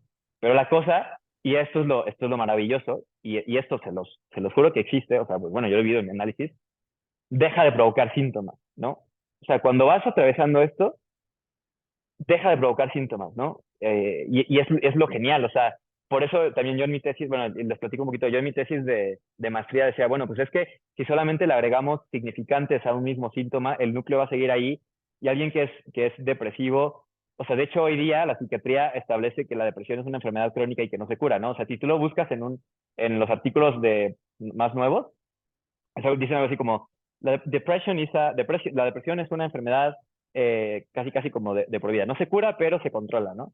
güey, Bueno, perdón, la propuesta del psicoanálisis lacaniano es, pues no, o sea, el psicoanálisis lacaniano sí intenta que ese síntoma ya no siga, ¿no? Pero ¿cómo? Apuntando a lo real, ¿no? Que eso es lo difícil, ¿no? Es lo complicado y bueno, es como nos preguntamos, bueno, el psicoanálisis lacaniano se pregunta cómo llegar hacia eso, ¿no? Y por güey, último, nada más para terminar el grafo. Dime, Héctor, perdón. Que termina siendo como no solo en la psiquiatría, sino en la terapéutica general de enfermedades crónicas. Tiene diabetes. Y le vamos agregando medicamentos hasta que se muere. Es decir, le agregamos significantes a su enfermedad hasta que se muere, ¿no? Y Claro, termina claro. pasando lo mismo en todo, pero eso es porque una psique que se acostumbra a usar significantes los vuelve reales y, digamos, si sus soluciones son de una forma para sí misma, las van a idear de la misma forma para los demás. Ok, sí. Primero, la única diferencia en el ejemplo de diabetes es que la diabetes, digamos que sí existe en el nivel biológico, ¿no? Ahí sí tiene sentido aplicarle un significante, pero pues lo interesante de las enfermedades psiquiátricas es que, por ejemplo, probablemente la depresión, por ejemplo, que fue mi caso de estudio, en el año pasado salió un estudio paraguas que en Nature, la revista Nature, que refuta la teoría de los neurotransmisores de la depresión. O sea, en realidad, no hay una causa biológica como tal de la depresión, ¿no? Que hay un componente de cierta forma sí, pero no, ¿sabes? O sea, no está ahí la causa como en el caso de la diabetes, ¿no? Pero bueno, regresando a tu pregunta, ¿me puedes repetir la segunda parte? De si, ¿cómo fue esto de si con el otro? Que como nuestra mente se acostumbra a huir por de alguna forma o evadir a través de significantes lo que hay detrás de la mantis, dijera Marianne, Ujú. vamos a hacer lo mismo con nuestra realidad. Claro, claro, claro, exactamente. Y eso está bien, o sea, a ver, obviamente tampoco el psicoanálisis lacaniano es ve siempre a lo real, a la angustia, angustia, no, pues obviamente no, o sea, tenemos que vivir cubriendo eso, ¿no? Pero claro, por eso te digo, es una ética, se pregunta cómo lo cubres, ¿no? ¿Lo cubres con qué? ¿Con dinero? ¿Con imágenes? ¿Lo cubres con, sabes? Hay mil maneras, ¿no? ¿Y qué tanto lo cubres además, ¿no? Y miren, nada más para terminar esto del grafo del deseo, ese Losange D, que es la primera parte de cuando el otro atraviesa el goce, esto Lacan le dice que es la pulsión de Freud, que es como hay algo dentro del goce del cuerpo que lo simbólico no termina o sea, que lo simbólico digamos que corta, pero nunca termina de aprender con H del todo. Por ejemplo, el caso que hablábamos sobre comer y comer y comer y comer, ¿no? O sea, hay ciertos, bueno, también dice Lacan, bueno, desde Freud inclusive, pero dice las zonas erógenas, por ejemplo, no están constituidas del todo a nivel biológico. Sí hay una importancia biológica, pero no es del todo. Hay personas que tienen zonas erógenas, por ejemplo, yo qué sé, la palma de la mano, esta parte del brazo, ¿saben? Es la espalda, hay otros que no. Hay gente que le encantan los pies, ¿saben? O sea, hay gente que digamos que vive ese objeto también a través de la boca, por ejemplo, con comer, ¿no? Comer, fumar, hablar, por ejemplo. Sería como las formas de articular el goce a nivel del cuerpo. Hay otros que es, por ejemplo, a nivel intestinal, o estas personas que tienen siempre un montón de problemas de gastritis, síndrome de intestino irritable cuando se estresan, bla, bla, bla. Es como, es como esa parte del cuerpo, esa parte del goce del cuerpo que no está dentro de lo simbólico, pero que digamos que permanece en la forma de pulsión. Esto está complejo de explicar, pero digamos que eso es lo que representa este circulito en la segunda parte del grafo del deseo. O sea, que sería Eh, el cuerpo grita lo que la mente calla, ¿no? exacto, exacto. O sea, porque hay algo de lo real, hay algo del goce que no es, que sobra y que no va a estar solamente en lo social, en títulos, en dinero, en propiedades. Hay algo que permanece en el cuerpo, ¿no? Y es también una forma, es bien interesante, pero si te dan cuenta, es también una forma en la que nosotros también como que nos calmamos cuando hay algo de este otro que nos angustia. Es una forma en la que nosotros como que eh, respondemos a la angustia que no es el fantasma. Digo, esto está complejo, ya digamos que lo que me interesaba que entendiéramos es hasta aquí, hasta cómo digamos que esta angustia por el vacío del otro nos provoca el fantasma a la vez va a predeterminar los significantes del otro con los que nos identificamos simbólicamente. ¿Ok? esto está un poquito de más, pero sí quería como que tan siquiera traer a la mesa este hecho de que hay algo del goce que no está aquí, que permanece en el cuerpo y que nosotros vivimos con la pulsión freudiana, ¿no? Que les decía, puede ser a través de la boca, del intestino, etcétera, etcétera. Eh, y bueno, digamos que para concluir, que ya es bien tarde, Lacan toma esta figura topológica que es la botella de Klein. Lo interesante de esta figura topológica es que se crea a partir de un vacío. El vacío de esta figura topológica, si se dan cuenta, es constitutivo de ella, ¿no? Es necesaria para que se conforme. No sé si lo ven un poquito cómo está hecha, ¿no? Es una botella, pero que tiene un vacío, pero que ese vacío es a la vez, se conecta como con el mango, que es a la vez el vacío propio, o sea, ¿sabes? Es como, es la forma de Lacan de representar cómo nos formamos. O sea, hay un vacío que sería en este caso el otro barrado y nosotros como sujeto barrados, sobre el cual nosotros nos vamos construyendo, ¿no? Vamos construyendo nuestra realidad y nuestra identidad al final, ¿no? Y bueno, esto nada más les traía yo como, ¿no? El fantasma es una respuesta frente al otro. Les traía esta cita de Zizek. La fantasía Oye, encubre el hecho, perdón. la termino, ¿no?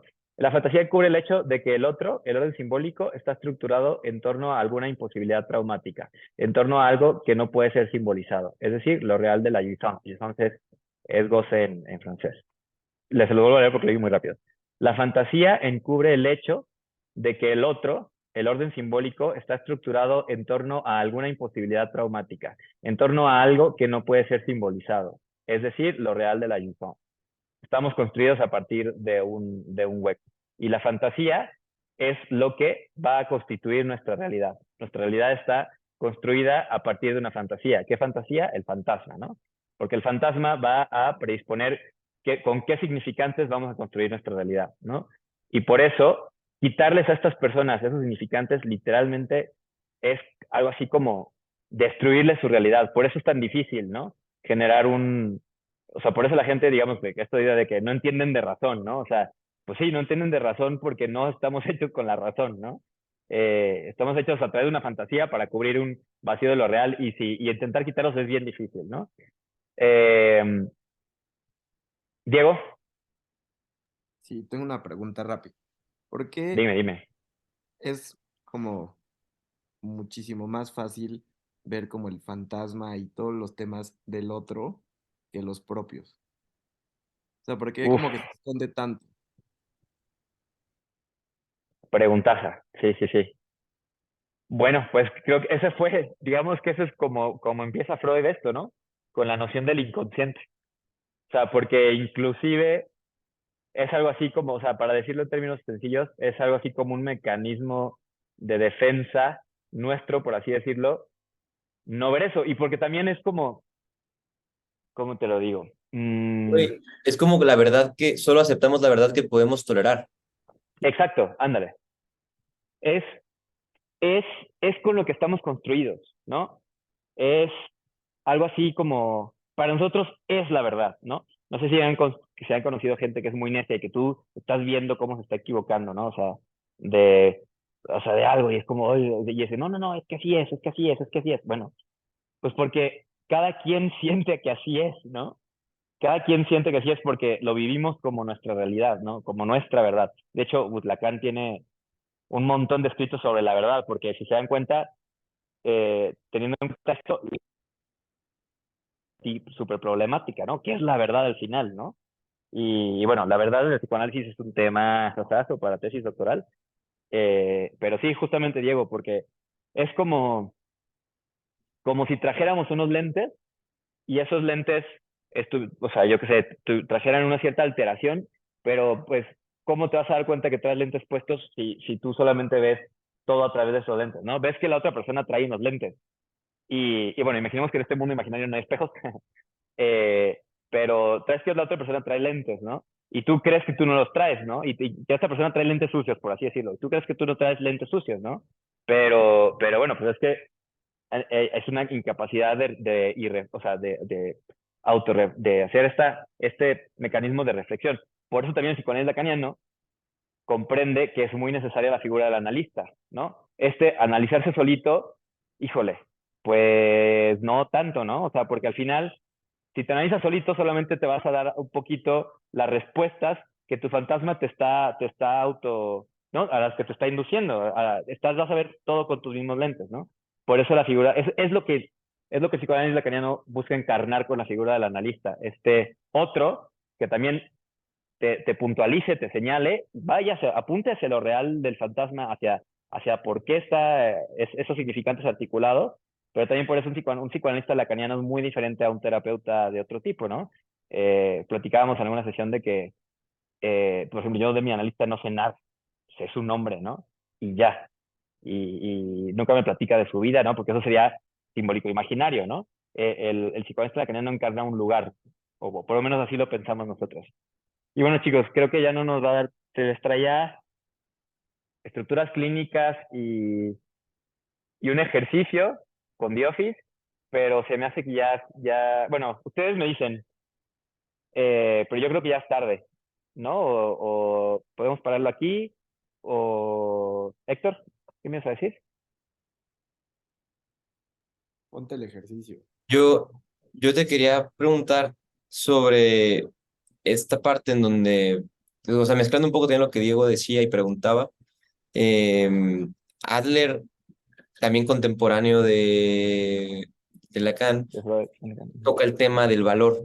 Todos podemos cambiar, atrevernos, o sea, todos podemos cambiar, pero lo único y la única variable va a ser el valor, atreverse a hacerlo, ¿no? Porque es un camino cuesta arriba, así lo platica él. Y también viene en una parte en la que quiero preguntar hasta qué punto Lacan se fue tanto hacia la mente y no hizo una correlación, por ejemplo, pienso también contemporáneo a Maslow, que toca, que toca partes biológicas importantes, en donde hasta qué punto teniendo la base, una base firme, ¿no? O sea, una parte comiendo bien, moviéndonos, durmiendo bien, vamos a poder hacer que nuestro fantasma no tenga que salir a flote lo suficiente, ¿no? Y lo digo porque, por ejemplo, he vivido circunstancias en las que tengo que decidir entre comer o dormir. Y en esos momentos surge angustia y me he fijado que partes del deseo que yo no conocía de mí afloran en momentos en donde estas necesidades básicas se ven amenazadas. También suceden estas circunstancias que dices, güey, ¿qué pedo? Porque esto no me pasa en un momento cuando estoy durmiendo bien, comiendo bien, haciendo las cosas como estarían, Claro, ¿no? porque, porque nosotros vivimos con la fantasía de que el otro está completo. Y cuando volvemos a ver esa falta en el otro, que es al mismo tiempo nuestra falta, ¿se acuerdan que hablábamos de nuestra falta? O sea, la falta del otro es, o sea, es una correlación de nuestra falta. En este caso, ¿qué te falta? Te falta, bueno, también hay algo biológico, como dices tú, de las emociones, que tiene que ver con lo real, ¿estás de acuerdo? Con el gozo, con lo real del cuerpo, lo que siente. eh, y bueno, digamos que se aflora el síntoma. O sea, yo Es como pienso, quitar, como quitar todo, como quitar máscaras, ¿no? ajá, exacto, como quitar el velo, ¿no? Quitar el velo, un poco. Quitar el velo de la realidad que está más o menos ahí construida. Y digamos que es como si fuéramos cuesta arriba, de aquí abajo para arriba, ¿no? Y comenzar a salir el síntoma y digamos que ese fantasma parece estar más presente, ¿no? Parecido, entonces, eso correlaciona con lo que hace la tradición budista ante la meditación y exponerse al ayuno, a estar en una posición durante todo el tiempo, solo contigo y quitarte todo, ¿no? Como este ejemplo de la iluminación del Buda, ¿no? Se quitó todo, se mantuvo en una posición solamente enfocándose en esa cosa y se ilumina porque se conoce así, ¿no? De manera muy, Claro, muy, dice, el budismo, actual. el budismo trabaja con la falta y el psicoanálisis trabaja con la falta, ¿no? Con la falta en ser, la falta en el otro, de que, oye, mira, el otro no es perfecto, no, o sea, a mí pasó. Cuando llegué a Madrid a hacer mi doctorado, de que, mira, pues de Europa no es perfecto, ¿no? El otro está barrado, por ejemplo. Tú, que te creías muy perfecto, pues no eres tan perfecto, no eres tan listo, hay gente más lista que tú, pum, barrado, ¿no? Claro, esos momentos, aflora el síntoma. y en cierta forma lo que busca también psicoanálisis te decía, es una ética, es poder avanzar y poder como sobrevivir y poder como que saber qué hacer cuando pasa eso, ¿no? Verlo como Diego, momento de oportunidad y no como de desgracia, ¿no? exacto. Como, oye, me está pasando esto, qué chingados. Y preguntarte, ¿no? Bueno, obviamente no tú, a través de alguien más, porque difícilmente tú vas a darte la explicación real. Bueno, no la explicación, sino, ¿no? Sí, exactamente, exactamente. Sí. Diego, Sí, que justo como un poco con lo que preguntaba, o sea, siento que hay muchas personas que justo cuando como que se destapa un poco, o sea, su síntoma o que empiezan a darse cuenta como que tienen que afrontarlo, se les cae el mundo, ¿no? ujú, claro, claro, exactamente. Por eso, a ver si quieren ya para terminar rapidísimo, yo les ponía este esquema súper, súper, súper simplificado. Si me ven mis maestros me matan, pero bueno, de cómo se piensan las bueno, técnicas desde psicoanálisis, ¿no? O sea, hemos hablado de que primero hay un goce real angustiante, ¿no? Este fondo de angustia desde que nacemos que nosotros sentimos.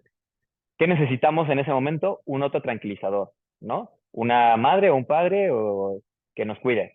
La falta de este otro tranquilizador genera un cierto tipo de patologías, ¿no? Que son muy graves, claramente, ¿no? Por ejemplo, estos, Michelle, bueno, tú que estás un poquito más en la clínica, casos de abandono infantil, ¿no? Abandono infantil, que son niñitos y personas totalmente desestructuradas. Por ejemplo, Joker, por ejemplo, ¿no? El Joker se queda acá, ¿no? ¿Se acuerdan que el Joker lo violaban, la mamá lo dejaba sin comer, etcétera? Se queda, digamos que acá, y es una persona muy, muy desestructurada, ¿no? Bueno, luego, sin embargo, después de que ya tenemos este goce real que está articulado al otro objeto total, a la madre, generalmente, en las familias tradicionales, pero puede ser quien sea, necesitamos una función paterna que haga de corte y que nos mande al mundo. Bueno, también los problemas en este corte de la función paterna dan clínica, ¿no? Desde el psicoanálisis lacaniano, digamos que desde aquí para acá lo englobamos en algo que llamamos la psicosis, ¿no? Eh, Creo que los nombres podrían cambiar porque suena un poco feo, pero bueno, ya esto sería una propuesta que yo haré después. Pero bueno, serían como, y obviamente hay grados, ¿no? Así como hay autismo muy leve, autismo moderado y autismo grave, digamos que todos responden un poco a esta incapacidad de articularse al otro, con una mayúscula social. Si dan cuenta, los autistas, por ejemplo, no pueden voltear a ver la mirada, les cuesta integrarse en la sociedad, como que se sienten como externos, alienados, ajenos. En realidad todos estamos así, ¿no? Pero bueno, ellos lo sienten más, pero hay grados, ¿no? Hay unos que son hasta hiperfuncionales y que encuentran una forma, un síntoma que les permite articularse a lo social y que funcionan bien. Y hay otros que no, que de plano parece que me ha tocado ver casos de niños que no controlan el goce, ¿no? Que gritan y no se pueden quedar quietos un solo segundo. Es muy difícil tratar con esta clínica, ¿no? Que digamos que sería la estructura de la psicosis. Hay otra que no voy a hablar de esta, se llama perversión, pero bueno, esto está un poquito disque en medio y de hecho hay algunos analistas que creen que en realidad no existe como aislado, sino simplemente es como uno de estos grados, que sería algo así como los psicópatas, ¿no? No voy a entrar en esto, pero sería como Hannibal Lecter o estos psicópatas que solo quieren ver el mal, el mal, el mal, el mal, pero bueno, no voy a entrar en esto. Y digamos que los demás, nosotros, digamos que lo normal, los normales, del psicoanálisis lacaniano somos neuróticos porque, bueno, tampoco voy a entrar mucho en esto, pero digamos que nos reprimimos porque estamos articulados en el otro, ¿no? El otro social nos produce que para vivir en sociedad tenemos que reprimirnos, ¿no? Pero bueno, y justo pongo aquí una división de que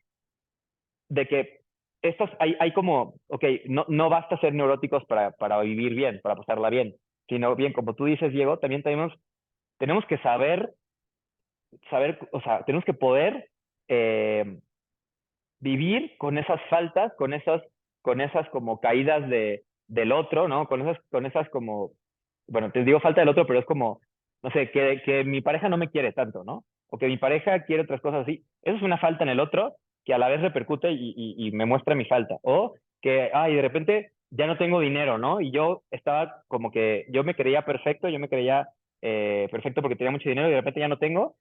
Hay que saber sobrevivir a esas faltas, ¿no? También, y por eso pongo aquí esta otra como barrerita, que puse las faltas de la vida, poder sobrevivir a esas faltas, y eso es lo que busca el psicoanálisis lacaniano.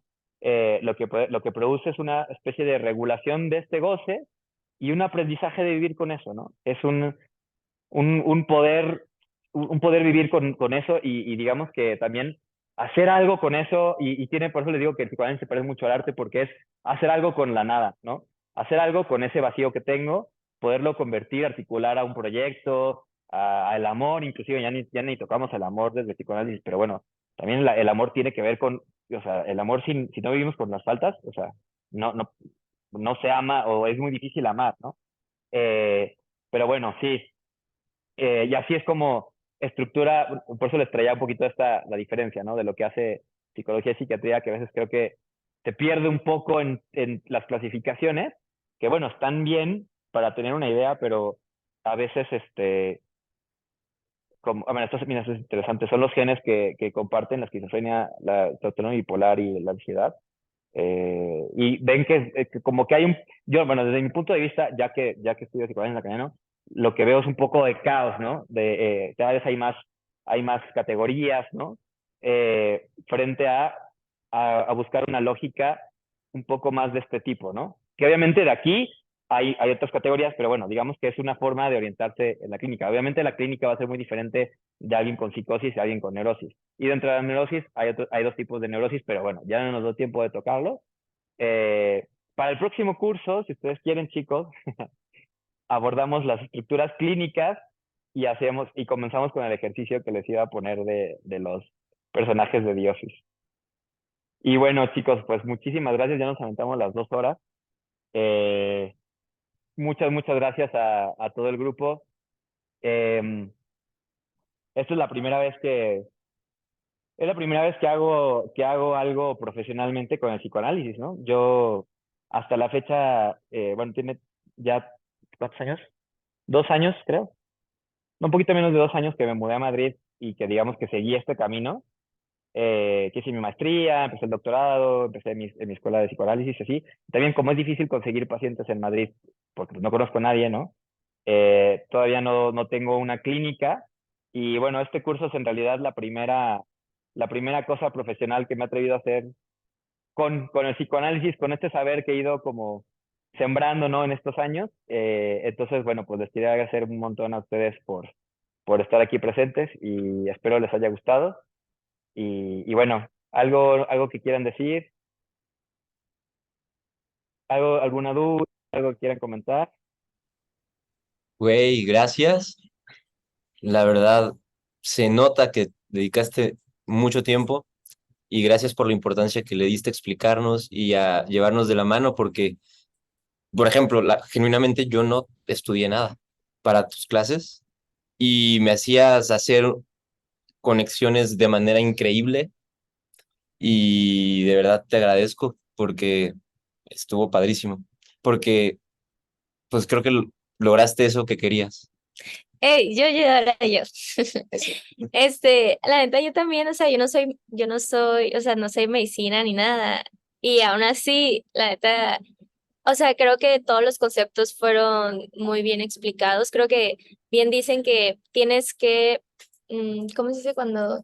O sea, tienes que saber muy bien el tema para saber explicarlo y enseñarlo. Entonces, está súper interesante y justo está súper padre porque Paco y yo ahora cada vez que como que nos molestamos con el otro, me dice, ¿estás molesto conmigo o estás molesto o estás molesta con el otro? Y yo, con el otro le Pero digo, funciona, güey. sí. Y se eliminaron las peleas. Ajá, está súper, o sea, la neta está súper padre porque, o sea, terminamos las clases y está padre porque podemos platicar sobre eso y así. Entonces, yo siempre también le digo a Paco que está súper interesante y súper bonito también cómo haces las diapositivas, o sea, como que las haces así con estas animaciones, pero está súper padre porque va justo como los vas explicando, entonces creo que queda muchísimo más claro. Y pues bueno, a mí la verdad es que me gustó muchísimo y yo también, o sea, yo sí entro al próximo curso. Muchas gracias. A ver, esto voy a Ah, pasar la güey, y tal grabación.